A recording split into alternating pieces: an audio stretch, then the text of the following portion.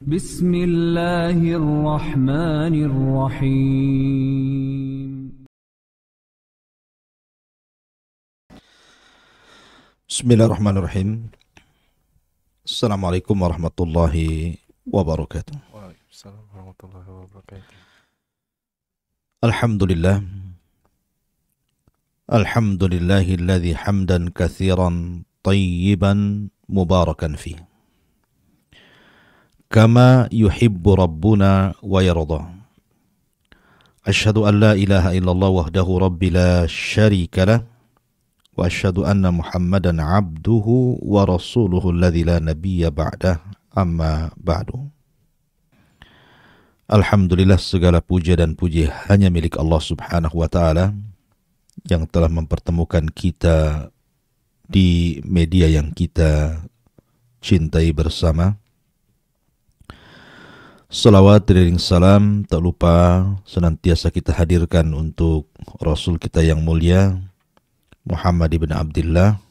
Allahumma salli ala Muhammad wa ala alihi wa sahbihi wa man sara ala nahjihi ila yaumiddin.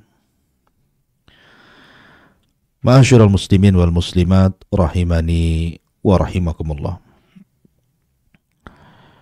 Pembahasan di pagi hari ini kita akan mengkisahkan sebuah risalah, sebuah surat dakwah yang dikirim Nabi sallallahu alaihi wasallam kepada para raja.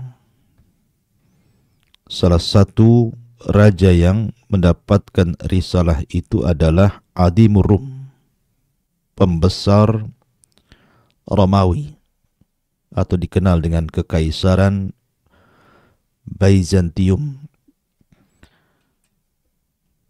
Surat ini dikirimkan oleh Nabi sallallahu alaihi wasallam kepada seorang sahabat sebagai pengantar surat yang sangat tampan, ahli di dalam diplomasi. Dialah sahabat Dihyatu Al-Kalbi. Bagaimana kisahnya? Dan apa yang bisa kita petik pelajaran dari kisah ini? Ma'asyiral muslimin yang dimuliakan Allah Subhanahu wa ta'ala, ketika Nabi sallallahu alaihi wasallam berada di kota Mekah dan belum terjadi hijrah, kita tahu bahwa tantangan dakwah yang dihadapi Rasul teramat sangat berat. Banyak penduduk Mekah itu menolak dakwah Nabi. Begitulah Nabi sallallahu alaihi wasallam diuji dalam dakwahnya, sehingga banyak para sahabat akhirnya terpaksa hijrah, terusir dari negaranya sendiri. Sebagian mereka hijrah ke Habasyah sampai 2 kali, dan belakangan kemudian hijrah ke kota Yathrib yang belakangan disebut kota Madinah. Lah Nabi sallallahu alaihi wasallam pun kemudian hijrah bersama rombongan para sahabat yang lainnya menuju kota Madinah. Akhirnya Nabi sallallahu alaihi wasallam menetap di kota Madinah. Selama di kota Madinah banyak terjadi peperangan antara Nabi sallallahu alaihi wasallam dan orang-orang kafir Quraisy. Di antaranya perang yang sangat masyhur, perang Badar Kubra, kemudian juga perang Uhud dan perang-perang yang lainnya. Sampai pada waktunya ketika Nabi sallallahu alaihi wasallam hendak melaksanakan umrah bersama sebagian kecil para sahabat, kemudian dilarang dan diancam, yang berakhir dengan sebuah perdamaian yang dikenal dalam sejarah sebagai Sulhu Al-Hudaybiyah, yang diantara bulir kesepakatan dalam perdamaian itu untuk tidak saling menyerang, untuk tidak saling berperang. Sehingga akhirnya kedua belah pihak mendapatkan kedamaian hidup, baik dari kubu orang-orang Quraisy yang tadinya mereka sulit untuk melakukan perniagaan ke Syam karena bagaimanapun harus melintasi kota Madinah, Terkadang ketika masih kondisi bermusuhan dan berperang dan belum ada perdamaian, mereka kesulitan karena akan berhadapan dengan tentara Nabi Shallallahu Alaihi Wasallam dalam perjalanan niaga mereka ke Syam. Begitu juga sebaliknya. Sehingga akhirnya Nabi Shallallahu Alaihi Wasallam punya peluang. Sudah tidak disibukkan lagi kemudian dengan perkara orang-orang kafir Quraisy, dan Rasul menyibukkan dengan berdakwah ke kabilah-kabilah yang ada di sekitar Yathrib, sampai menyurati beberapa raja seperti Najasyi, raja Ethiopia, kemudian Kisra, raja Persia, termasuk juga kisah yang kita akan kisahkan, surat dakwah kepada Herakli, seorang pembesar Romawi. Ma'asyiral muslimin yang dimuliakan Allah Subhanahu wa taala. Maka Nabi sallallahu alaihi wasallam mengutus seorang sahabat yang memang pakar dalam diplomasi, namanya Dihyah ibn Khalifah ibni Farwat ibni Fadalah al-Kalbi, atau dikenal dengan Dihyatul Kalbi. Seorang sahabat yang masyhur, termasuk as-sabiqun al-awwalun, termasuk juga banyak menyaksikan peperangan bersama Nabi sallallahu alaihi wasallam. Bahkan Dihyatul Kalbi, sebagaimana dikatakan oleh Imam Al-Qurtubi rahimahullahu taala, kana min kibaris sahabat, termasuk seniornya para sahabat Nabi sallallahu alaihi wasallam. Bahkan Imam Ibnu Katsir mengatakan sahabi jalil, kana jamilus surah, aslama qadiman walakin lam yashhad badran wa syahida ma ba'daha. Dia sahabat yang sangat mulia, memiliki penampilan yang sangat tampan, sehingga menjadi perhatian para wanita.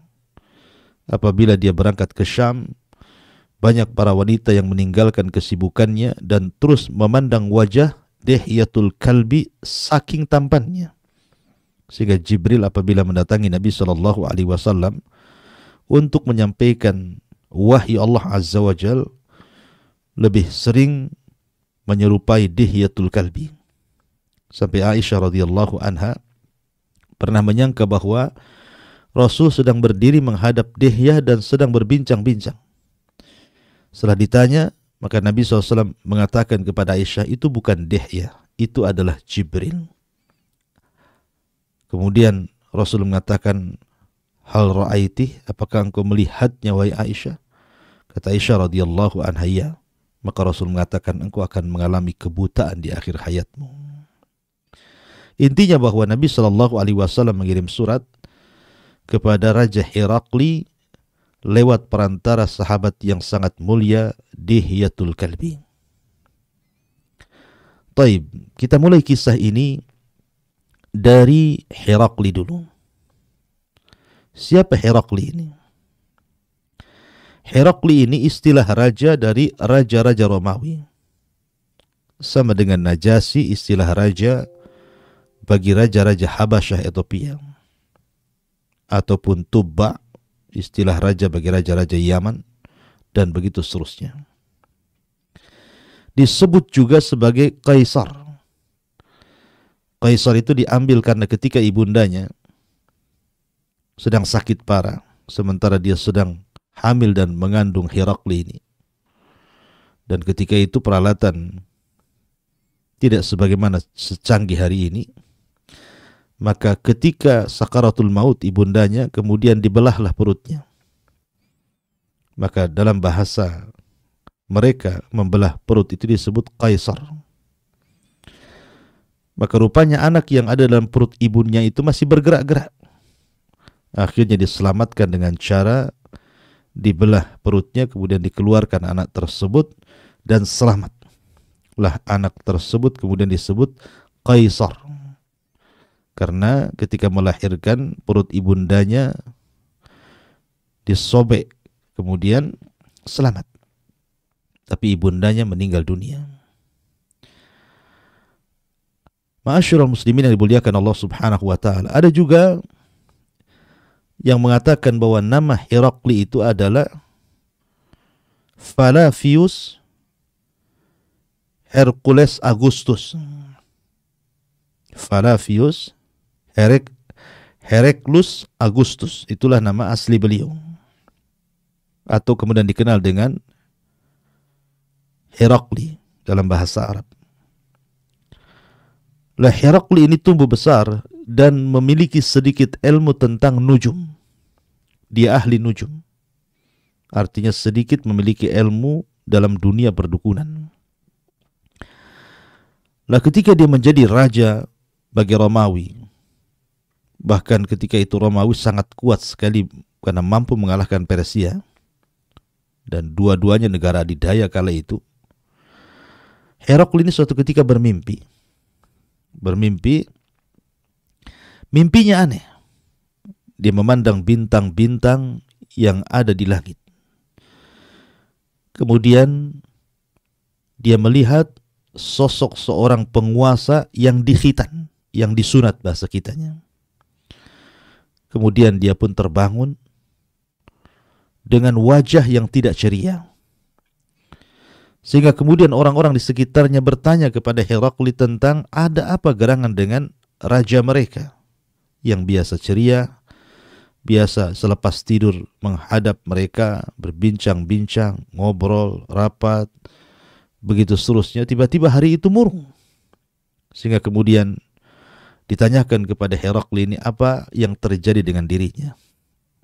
Maka dia pun mengatakan, qad dhahara mulkul khitan. Telah tampak kepadaku kerajaan orang-orang yang disunat, orang-orang yang dikhitan. Maka ketika mendengar ada kekhawatiran dari Herakli bahwa kekuasaannya akan digoyang oleh seorang raja, penguasa bagi orang-orang yang dikhitan, orang-orang di sekitar Herakli itu menyangka bahwa jangan-jangan orang-orang yang dikhitan itu adalah orang-orang Yahudi. Karena mereka tidak mengenal orang yang dikhitan kecuali orang Yahudi. Akhirnya kemudian orang-orang di sekitar Herakli mengatakan, kalau itu yang kau khawatirkan wahai raja, kita tangkap saja orang-orang Yahudi yang ada di Syam ini. Kemudian kita bantai supaya kau tenang dan tidak merongrong kerajaanmu. Sebagaimana Fir'aun ketika khawatir dengan seorang anak yang lahir dari Bani Israel, maka Fir'aun membantai Bani Israel. Akan tapi Herakli kemudian mengatakan tidak, tunggu sampai datang kejelasan. Lah selang beberapa saat, beberapa waktu dari mimpinya Herakli yang meramalkan akan datang seorang raja yang diikuti oleh orang-orang yang dikhitan atau disunat dan akan menggulingkan kekuasaannya, tiba-tiba datanglah surat dari Nabi SAW lewat perantara Dihyatul Kalbi. Karena raja tidak bisa berbahasa Arab, tentu surat itu juga diterjemahkan. Yang isinya sebutkan di dalam hadis Bukhari dan juga hadis-hadis yang lainnya. Qala bismillahirrahmanirrahim. Min Muhammad ibn Abdullah wa rasulihi ila Herakla azimir Rumi. Salamun ala man ittaba'al huda. Amma ba'du. Fa inni ad'uka bidi'ayatil Islam. Aslim taslam. Yu'tikallahu ajraka marrataini. Fa in tawallaita fa inna 'alaika ismal arisiyin. Kemudian Nabi SAW melanjutkan suratnya dan membacakan atau menuliskan satu ayat Al-Quran, wa ya ahlal kitab ta'alau ila kalimatin sawa bainana wa bainakum alla na'budu illallah wa la nusyrika bihi syai'an wa la yattakhidha ba'duna ba'dan arbaban min dunillah fa in tawallaw faqul ashhadu bi anna muslimun. Bismillahirrahmanirrahim, dengan menyebut nama Allah yang maha penyayang lagi maha pengasih. Surat ini dari Muhammad, hamba Allah dan Rasulnya, teruntuk kepada Herakli, pemimpin Romawi. Keselamatan bagi orang yang mengikuti petunjuk. Amma ba'du.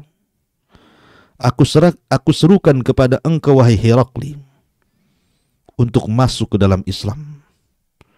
Maka masuklah ke dalam Islam, engkau akan selamat. Dan Allah akan berikan kepadamu 2 kali lipat pahala. Tapi jika engkau berpaling, maka engkau akan menanggung dosa umat Arisiyin. Siapa Arisiyin? Nanti akan saya jelaskan siapa Arisiyin ini. Kemudian Nabi SAW mencantumkan ayat, wahai ahla kitab, orang-orang yang diberikan kitab, kemarilah kepada satu kalimat yang sama antara kita dengan kalian, agar kita tidak boleh menyembah kecuali kepada Allah, agar kita tidak menyekutukan Allah dengan sesuatu apapun, agar jangan sampai sebagian kita mengambil sebagian yang lain sebagai sesembahan selain daripada Allah Subhanahu wa ta'ala. Maka jika mereka berpaling, katakan, bersaksilah bahwa kami termasuk orang-orang yang menyerahkan diri kepada Allah Subhanahu wa ta'ala. Muttafaqun alaihi. Inilah isi surat yang singkat yang ditulis Nabi SAW kepada pemimpin Romawi lewat tangan Dihyatul Kalbi. Ketika Herakli kemudian membaca surat ini, sebelumnya dia bermimpi, maka seolah-olah ada korelasi antara mimpi dengan surat itu. Akhirnya kemudian Herakli pun mencari orang-orang Arab, ingin mengetahui sosok siapa yang mengirim surat ini. Siapa Muhammad itu? Siapa Raja Arab yang berani-berani mengirim surat kepada Herakli dan mengajak masuk ke dalam agamanya? Bahkan mengancam, kalau dia sampai berpaling, maka dia akan menanggung dosa Arisiyin.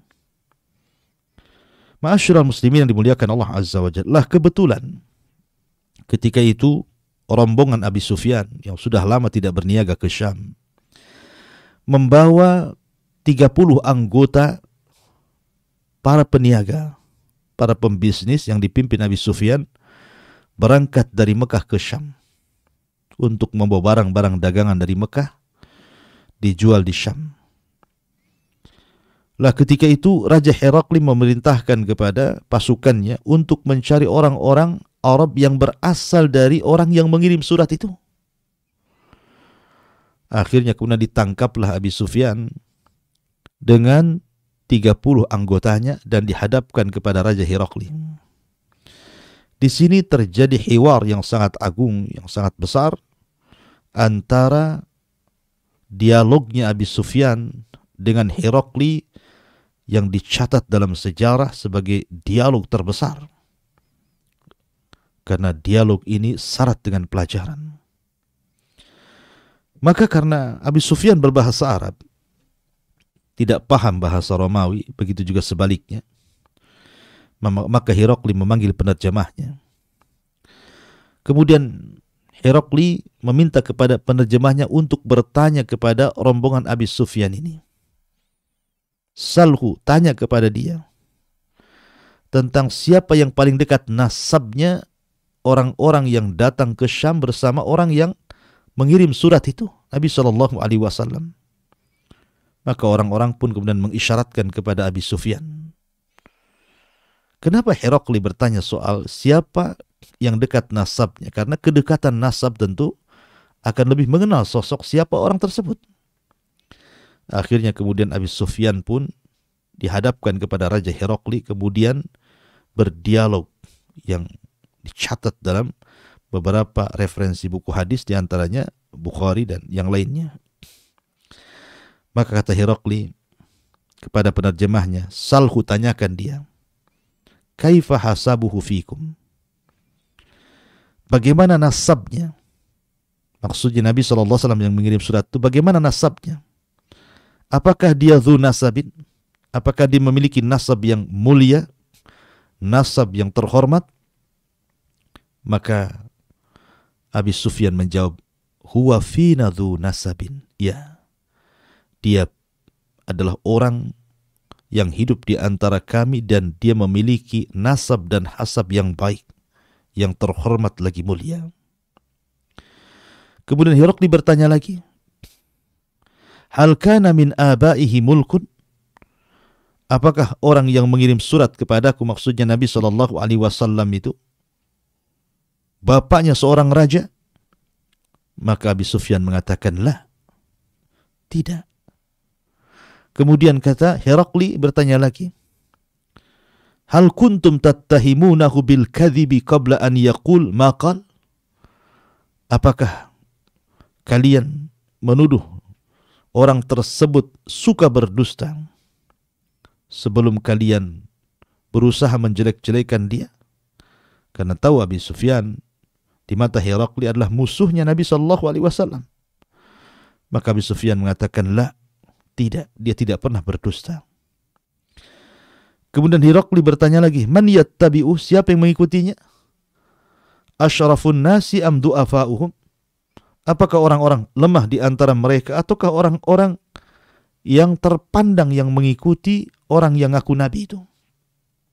Maka Abi Sufyan menjawab, bal du'afa'uhu amma asyrafuhum wadul ansabi fihim fala.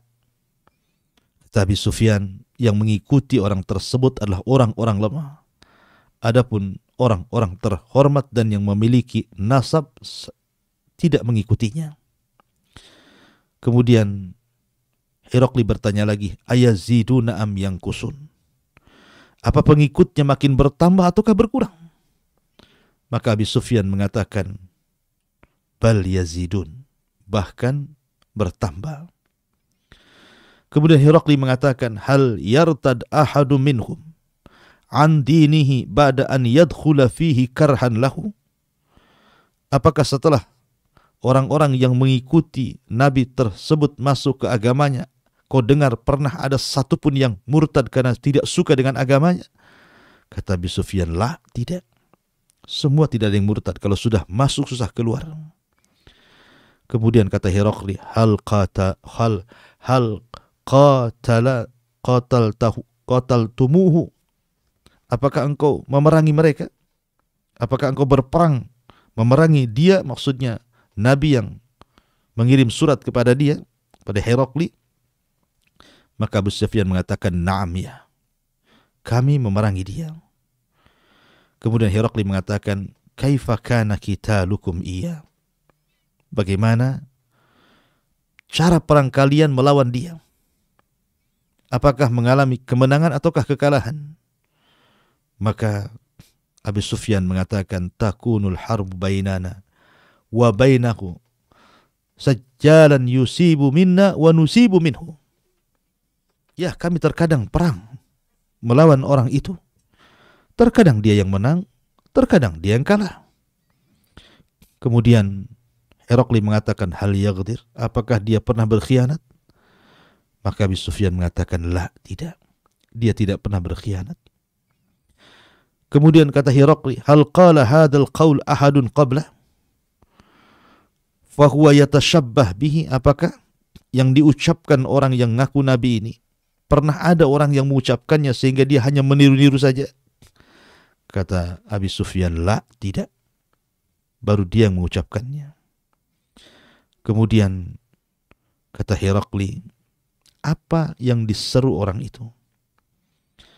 Maka kemudian Abi Sufyan mengatakan dia menyeru untuk mentauhidkan Allah dan meninggalkan sesembahan apa yang disembah bapak-bapak kami. Kemudian Herakli pun memandang penerjemahnya. Kemudian mengatakan, sesungguhnya aku bertanya soal nasabnya. Dan dia katakan dia memiliki nasab yang terhormat.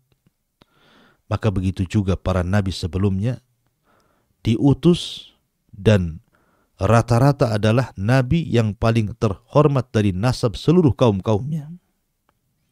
Kemudian aku bertanya lagi, apakah dia memiliki keturunan raja? Kemudian dia katakan tidak. Maka aku katakan, kalau seandainya kemudian ada keturunannya raja, tentu maksud dia mengaku nabi jangan-jangan hanya untuk mengambil kembali kerajaannya. Kemudian aku bertanya lagi, bahwa pengikutnya apakah orang-orang lemah atau terhormat? Dia katakan orang-orang lemah, dan orang-orang terhormat sedikit sekali yang mengikutinya. Maka kata Herakli, begitulah para rasul, memang pengikutnya rata-rata orang-orang lemah. Kemudian aku bertanya lagi, apakah engkau menganggap dia pendusta? Dan dia katakan tidak. Ya, karena seorang nabi tidak mungkin berdusta. Kalau dia tidak berdusta kepada manusia, maka yakin dia tidak mungkin berdusta atas Allah Subhanahu wa ta'ala. Sebab kalau dia sudah berani berdusta kepada manusia, pasti tidak akan mudah berdusta kepada Allah Azza wa Jalla.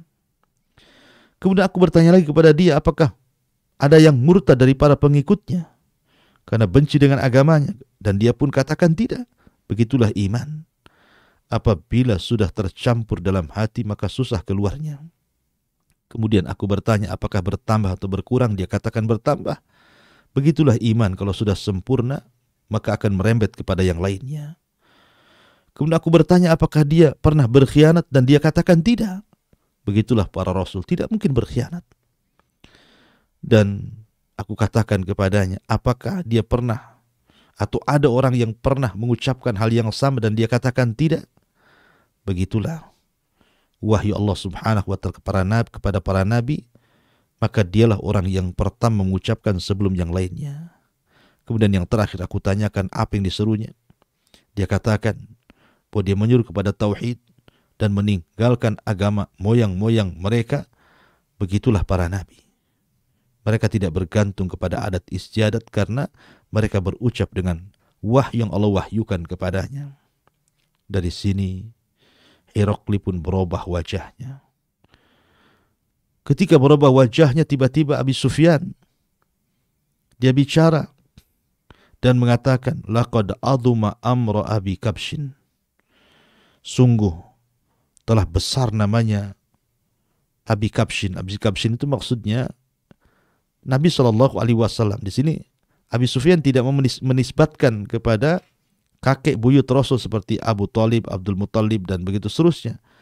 Tapi dinasabkan kepada ayah susuannya.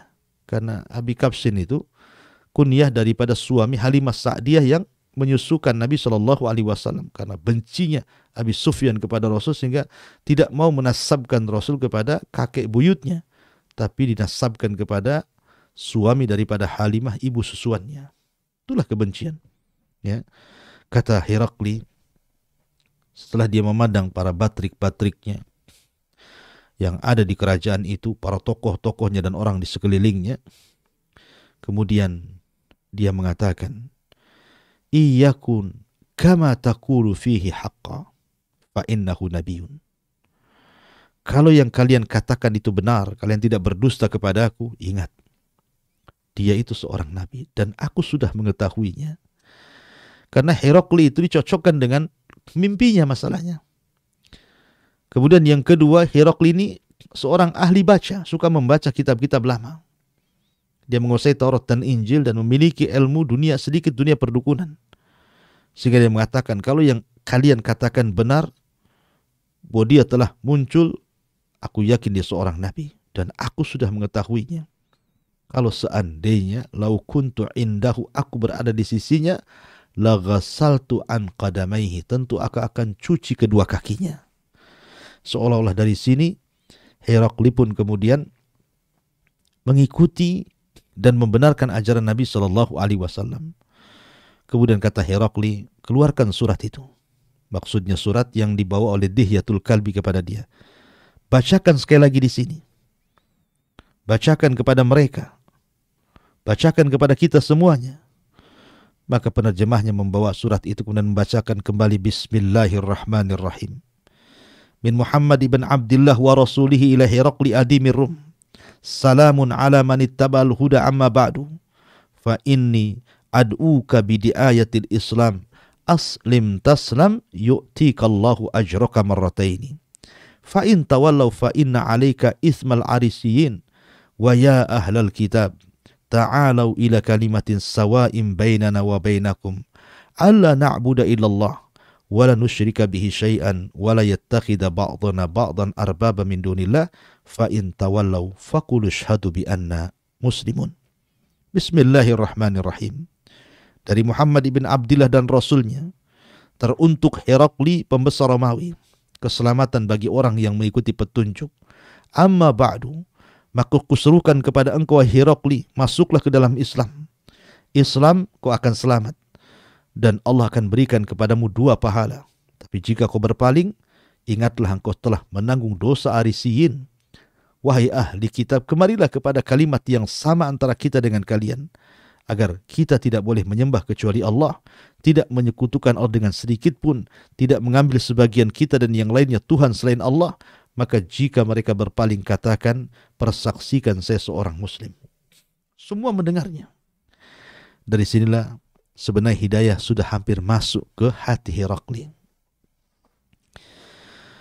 Akhirnya dia mencoba untuk memanggil manusia, mendakwahkan dakwah Nabi Shallallahu Alaihi Wasallam ini, dan disuruhnya untuk mengikuti Nabi Shallallahu Alaihi Wasallam, ya, karena sudah tampak Nabi itu. Tapi ketika dia membacakan surat itu kepada halayak umum, tiba-tiba orang pun lari dan masuk ke rumah-rumah mereka dan mengunci-ngunci rumah mereka. Mereka menolak kehendak Herakli supaya mereka mengikuti agama Nabi Shallallahu Alaihi Wasallam.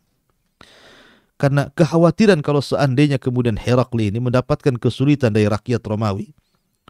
Akhirnya dia pun mengatakan, sesungguhnya aku mengajak kalian itu hanya ingin menguji kalian. Bayangkan, karena takut kehilangan kerajaannya, iman yang hendak masuk di hatinya tercabut lagi.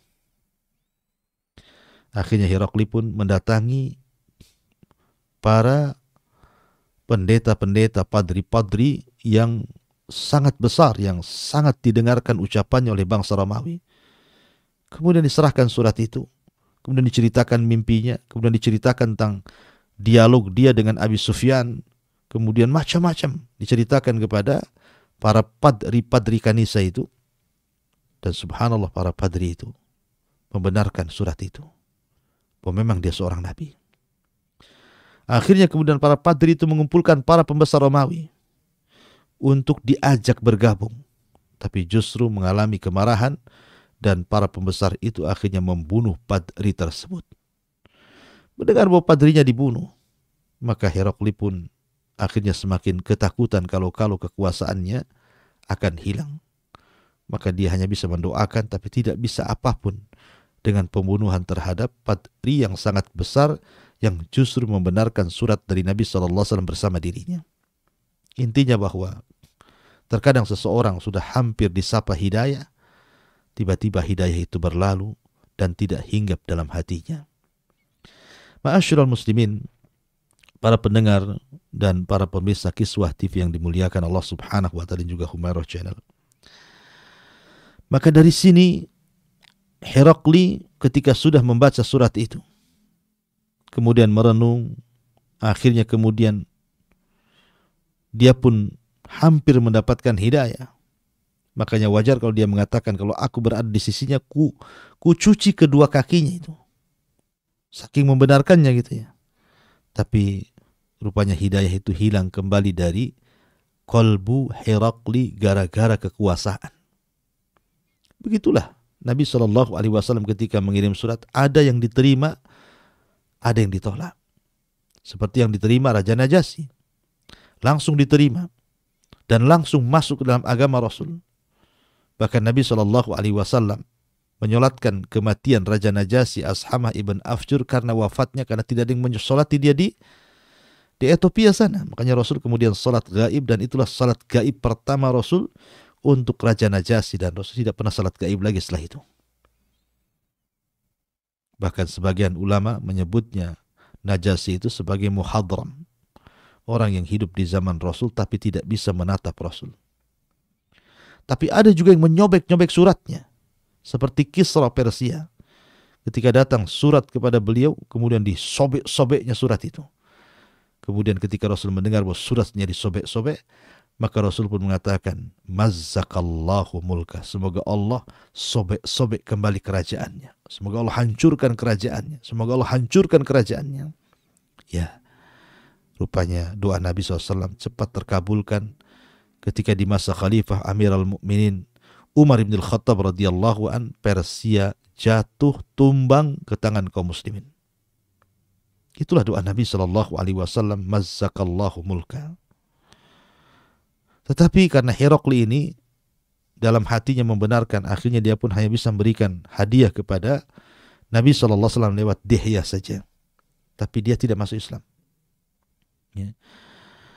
Lah, yang ingin saya sedikit ceritakan sebelum kita tutup adalah kalimat Arisiyin. Karena Nabi SAW dalam isi surat itu mengatakan kepada Herakli ini, fa in tawallaita fa inna 'alaika ismal Arisiyin. Kalau engkau sampai berpaling, maka engkau akan menanggung dosanya orang-orang Arisiyun. Siapa Arisiyun ini? Ada yang membaca Arisiyin, ada yang membaca Arisiyin tanpa dua ya, ada yang mengatakan Irisiyin, ada yang mengatakan Yarisiyin, tapi yang masyhur adalah Arisiyun atau Arisiyin. Dan itu diambil dari seorang nama, dari nama-nama Romawi yang disebut dengan Arius.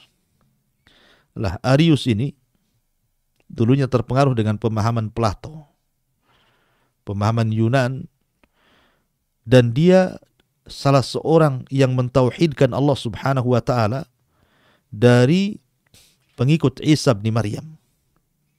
Lah, di zaman Arius inilah muncul pemahaman tathlis, di mana orang-orang Nasrani mengatakan bahwa Isa satu di antara tiga Tuhan, bahwa Isa anak Tuhan, bahwa Isa adalah Tuhan itu sendiri.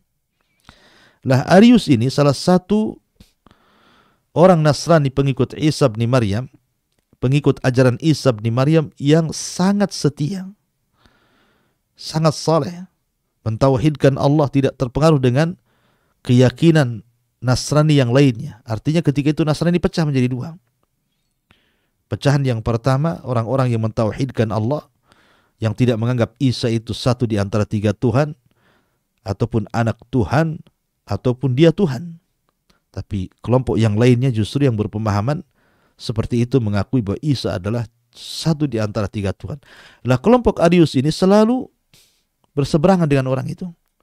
Tapi karena jumlahnya tidak banyak, akhirnya mereka hanya terpinggirkan. Karena bagaimanapun orang-orang Arius itu rata-rata fallahun, rata-rata para petani, bukan orang-orang terhormat. Ya. Sampai pada waktunya akhirnya di zaman Adhimi Romawi ini, Herakli lah orang-orang Arisiyun yang berpemahaman bahwa Isa bukan Tuhan, Isa bukan anak Tuhan, Isa bukan satu di antara tiga Tuhan, itu adalah orang-orang dekatnya Herakli.